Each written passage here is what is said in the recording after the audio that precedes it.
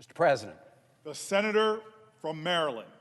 Thank you, Mr. President. Let me start by thanking our colleague, the senator from Oregon, Senator Merkley, for his leadership in working to restore the functioning of the Senate and to protect our democracy. And we need both, and we need them now. Mr. President, it was just 12 days ago that we marked the one-year anniversary of the January 6th attack on this Capitol and on our democracy itself.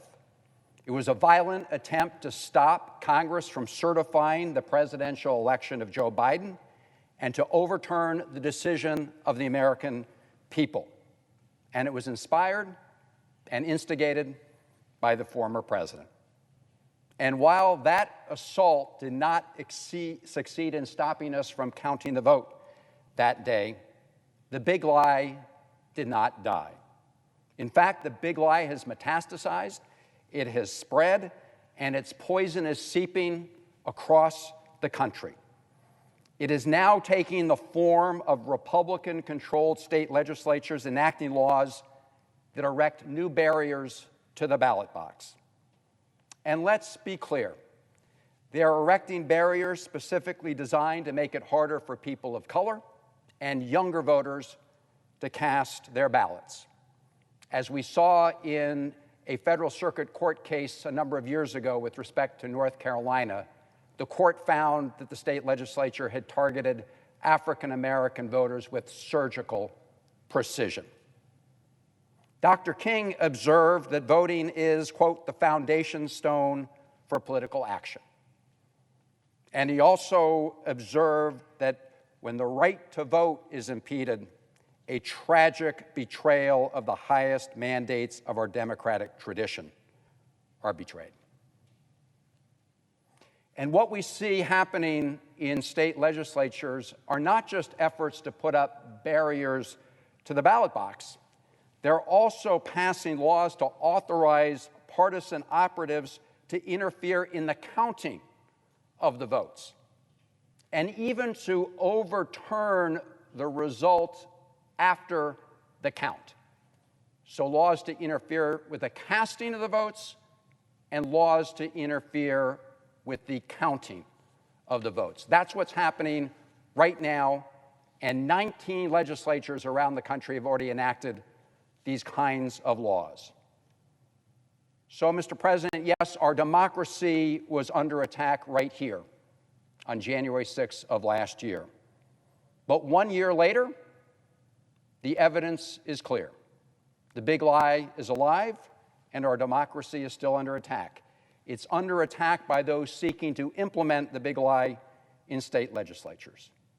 It's just the venue that has changed. When we reconvened here after the attacks of January 6th, I said on this floor that what we witnessed is what happens when we don't stand up together as Democrats and Republicans to confront the big lie.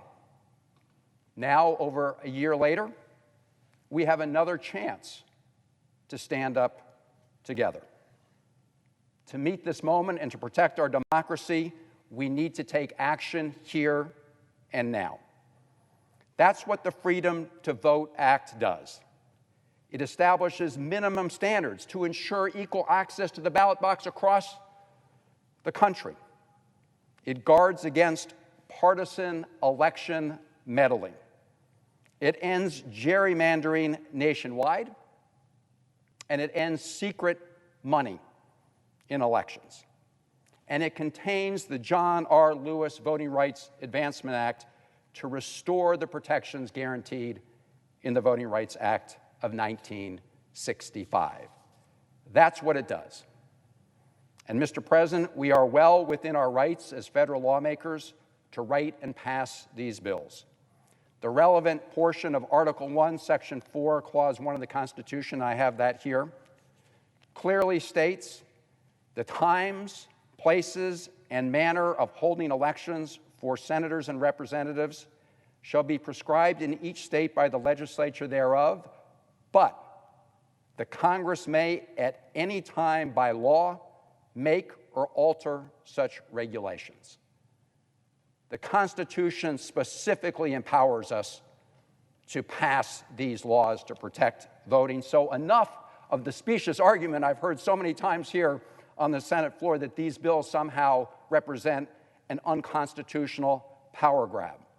Far from it, the framers expressly empower the Congress to protect federal elections. Now, all 50 members of the Democratic majority, the Democratic caucus, support these bills to protect our democracy. I'm disappointed that as of this moment, not one member of the Senate Republican caucus plans to join us. In fact, we know that there are 16 Republican senators here today who voted in 2006 to reauthorize the Voting Rights Act.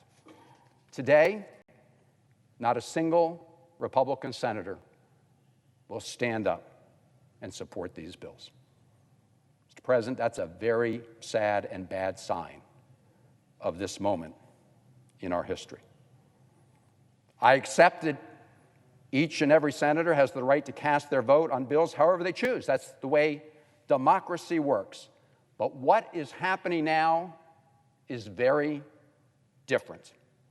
Republican senators are using the current version of the Senate rules to block a vote on these vital measures to protect our democracy, to prevent this body from having a final vote on the Freedom to Vote legislation and the John R. Lewis Voting Rights Enhancement Act.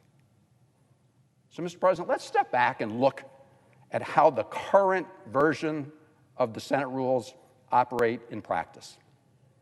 And I say current rules because the Senate rules have evolved over time, as our colleague from Oregon has mentioned. They have taken many twists and turns over the years. And in their current form and practice, they have departed radically from their original purpose and design. Today, with some exceptions, 41 out of 100 senators can block the other 59 from voting on legislation that's important to the American people.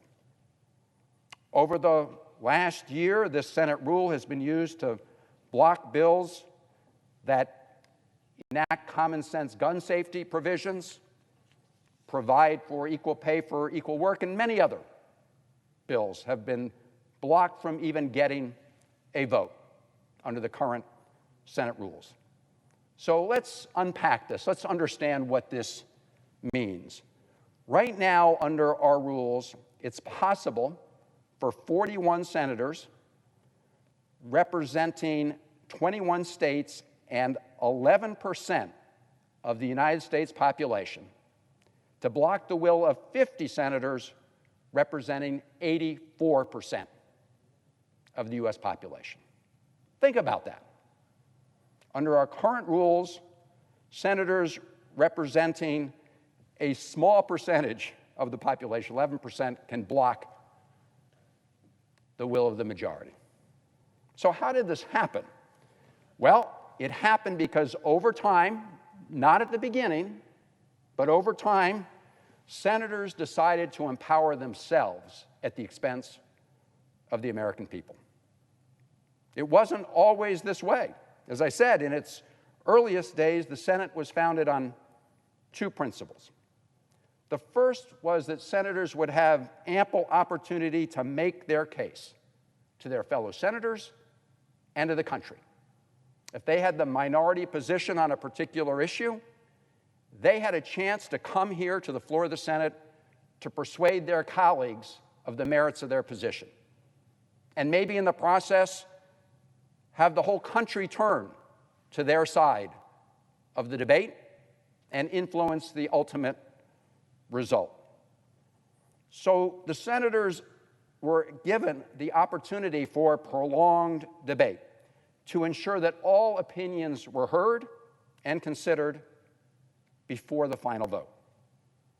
In fact, as my colleague from Oregon mentioned, each senator was able to deliver 2 speeches on a particular question on a single legislative day. But after all the views were heard, after prolonged debate was ended, the Senate would move to a majority vote. That is how the Senate earned its reputation as the world's greatest deliberative body. Nothing could be further from the truth, that truth today. We have very little debate on the Senate floor today, real debate where senators engage on the big questions of the day. In fact, the minority of senators who oppose legislation pending before the Senate can block it without even coming to the Senate floor to debate. They don't even have to come here to make their case to their fellow senators or the American people. Don't even have to show up to debate. We're talking about a Senate rule that was designed to encourage debate, and yet we have it operating today where nobody has to even show up on this floor to make their position known. And it's not that senators don't even have to show up to debate. They don't even have to show up for the debate, for the vote to cut off debate. Under our current rules, we could have a vote right here in the Senate of 59-0 in favor of moving forward on legislation, and the 41 senators who didn't even show up would carry the day. They would block the 59 from expressing the will of the American people. How crazy is that? That's what the current Senate rules provide. Mr. President, that is not what the founders of our republic envisioned. In fact, the current version and application of the Senate's rules amount to a total perversion of the constitutional framework. These rules pervert the intent of our framers, and they undermine the democratic architecture of our republic. Our founders never intended for a minority of senators, for 41 senators, to be able to thwart the will of the majority and of the people. In Federalist 22, Alexander Hamilton asserted that the fundamental maxim of Republican government was, quote, the sense of the majority should prevail, unquote. And even more clearly right on point was James Madison in Federalist 58, where he directly warned against requiring more than a majority for a decision in the legislature, saying, quote, the fundamental principle of free government would be reversed. It would be no longer the majority that would rule, the power would be transferred to the minority, unquote. This is James Madison, key architect of our Constitution and the framework of this republic. Now, Mr. President, we know it's true that the framers of our Constitution knew the dangers of overly powerful majorities, and they wanted to and did guard against that risk in the Constitution itself. That's why the framers diffused power among the people, among the states, and within the federal government to protect minority viewpoints in the country. In the Bill of Rights, our founders clearly said that each American has certain unalienable rights that no government action can take away, not by a vote of this Congress, not by an order of the president, not by anybody in the executive branch. That's the Bill of Rights. Our founders also created 3 co-equal branches of government, constrained by a system of checks and balances. It's all right here in the Constitution. And within the legislative branch, they didn't create one unitary body like most parliaments today. They created 2 separate bodies, the Senate and the House of Representatives, and a totally independent executive branch with the president directly elected by the people through the Electoral College. Now, Mr. President, I think it's worth pointing out that the Senate contains built-in protections for the minority by its very structure. The two senators from Wyoming represent 578,000 of our fellow Americans. The two senators from California represent 39 million of our fellow Americans. Two senators from Wyoming represent 578,000 people. Two senators from California represent 39 million Americans. But here in the Senate, each of those senators, whether from Wyoming or California, have votes of equal weight. We can do the math, the political math. People of Wyoming are already exerting influence here in the Senate way out of proportion to their share of the American population. That's in the structure. But if you layer the current version of the Senate filibuster rule on top of the Senate structure and on top of the other protections for minority rights enshrined in our Constitution, you further nullify the will of the American people. You nullify the will of the majority of our fellow citizens. That's why the anti-majoritarian, anti-democratic small d Senate rule is nowhere to be found in the Constitution. You can search high and low, it's nowhere to be found here. In fact, as I said, our founders were very clear about allowing the majority sentiment and vote to prevail in the end. And they were very clear in this document, the Constitution, exactly when to require a supermajority vote. It's right here. 2/3 vote of all members is required to convict and remove a president. A 2/3 vote is needed to expel a senator. 2/3 needed to override a presidential veto. 2/3 vote to concur on treaties. 2/3 to amend the Constitution. That's it. That's what's in the Constitution of the United States. Our founders did not envision a Senate where the normal course of legislative process and business could be permanently blocked by a minority of senators. There's nothing in here about needing 60 out of 100 votes to pass legislation like the Freedom to Vote Act.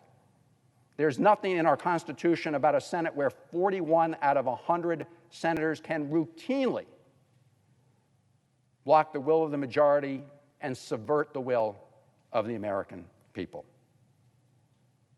James Madison expressly warned against requiring supermajorities for legislation. Yes, for treaties. Yes, for removal of a president. Not for the normal course of legislation. So where did the current Senate rule come from? It is a total invention of senators that empowers individual senators by disempowering the overwhelming majority of the American people. That's what it is. Think about this in the context of the Freedom to Vote Act. The duly elected president of the United States won over 80 million votes, won the Electoral College, is in favor of it. A majority of the House of Representatives, representing the majority of the American people, is in favor of it. 50 United States senators representing 62% of the American people are in favor of it.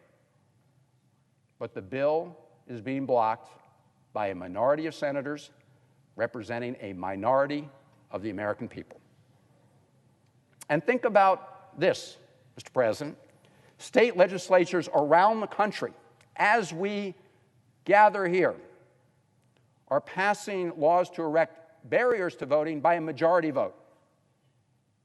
The laws they are passing impact every citizen in this country because they impact the outcome of federal elections.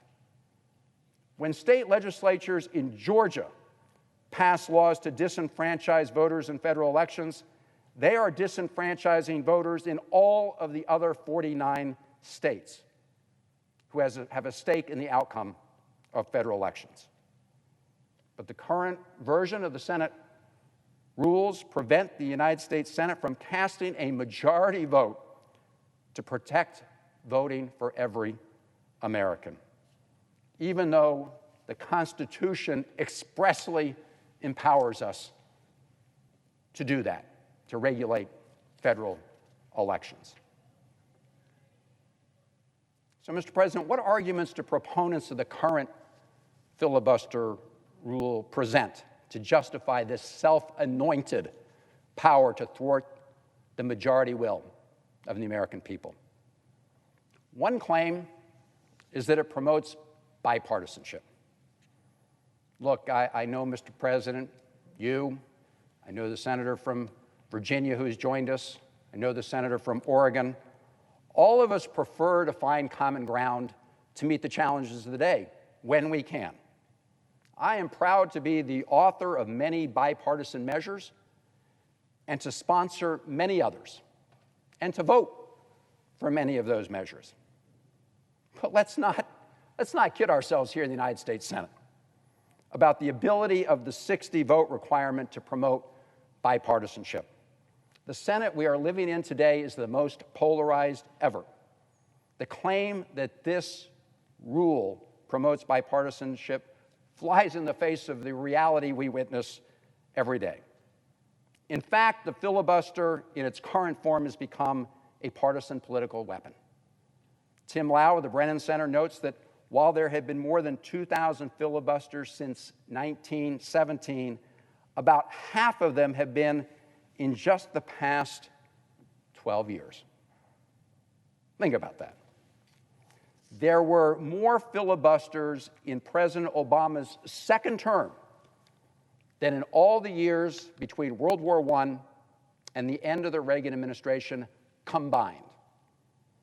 This abuse has led to partisan gridlock, not bipartisan cooperation. But, Mr. President, let's talk about bipartisanship.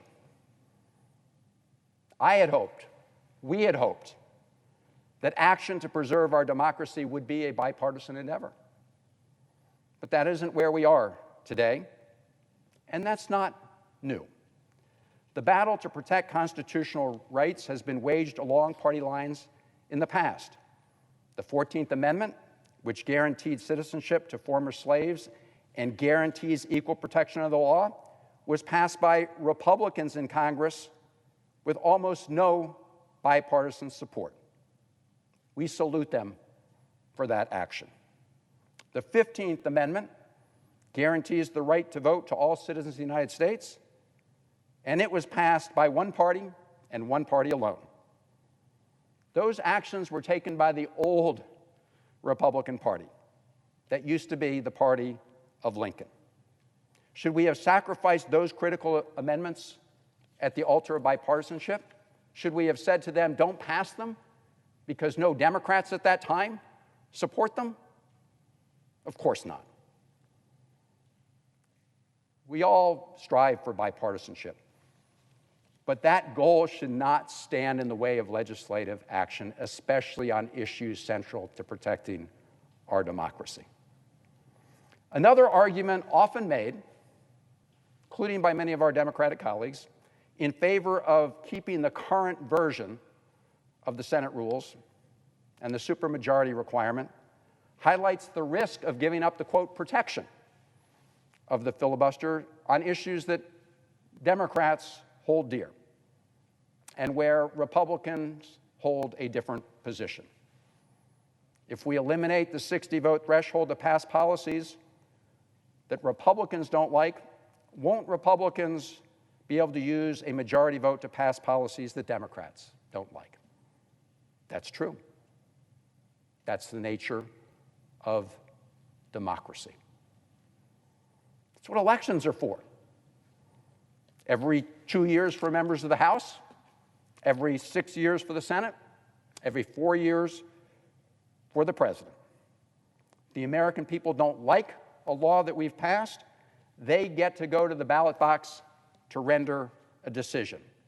That is the ultimate accountability in the system. And we should not be erecting artificial rules to protect ourselves from the majority views of the American people. In fact, it's simply arrogant to invent a rule that blocks the will of the American people. It's simply arrogant to say that we senators, not we the people, are the guardians of our democracy. And we're going to come up with this rule that's not in the Constitution to do that. That's what our current Senate rules do. Now, Mr. President, there is one major exception to the 60-vote rule to end the filibuster on legislation. It's called the reconciliation process. I believe that this major exception exposes the absurdity of the current Senate rule itself. Most folks watching this debate may be justifiably confused. They're watching the Senate and they're saying, God, it was about a year ago that the Senate passed the American Rescue Plan with a majority vote. It was a vote of 50 to 49. It was a major piece of legislation responding to the pandemic emergency. Not a single Republican senator voted for it, but it passed. During the Trump administration, Senate Republicans passed a major tax giveaway to the rich by a vote of 51 to 48. Not a single Democrat voted for it. Those laws contain major policy changes, but they could not be blocked by a vote of a minority of 41 senators. Why is that? It's because in 1974, the Senate carved out a major exception to the supermajority filibuster rule for legislation connected to the annual budget process. That carve-out, that procedure, allowed for the passage of the Trump tax law, for the American Rescue Plan, and earlier for the Affordable Care Act. So, colleagues, here we are maintaining this carve-out to the filibuster rule that allows Donald Trump and Senate Republicans to pass big tax cuts by a majority party line vote. You can't block it with a vote of 41. It allows us to pass important things like the American Rescue Plan using the same procedure, but our rules don't allow us to pass bills to protect our democracy. That's absurd. Anyone paying close attention to the rules would see how absurd that is in a great democracy. And it needs to change, and it needs to change now.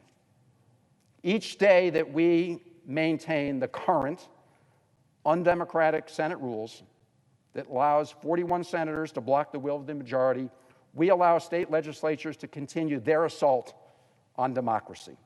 And we prevent our own democracy from working the way it was intended. Mr. President, the American people sent us here to get things done, to move the country forward, and the overwhelming majority of them are crying out for us to protect the future of our democracy.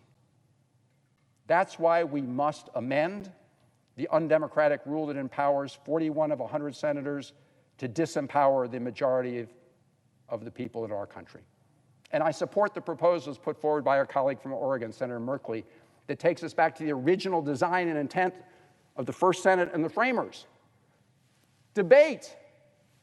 Everyone gets a chance to make their point. Convince your colleagues, convince the American people. But as James Madison said, at the end of the day, a great democracy must have a majority rule subject to the conditions already applied and set out in our Constitution. So I urge my colleagues to join us in restoring the Senate to its original purpose and then to pass the Freedom to Vote Act, including the John R. Lewis Voting Rights Advancement Act, to protect our democracy. Mr. President, I yield the floor.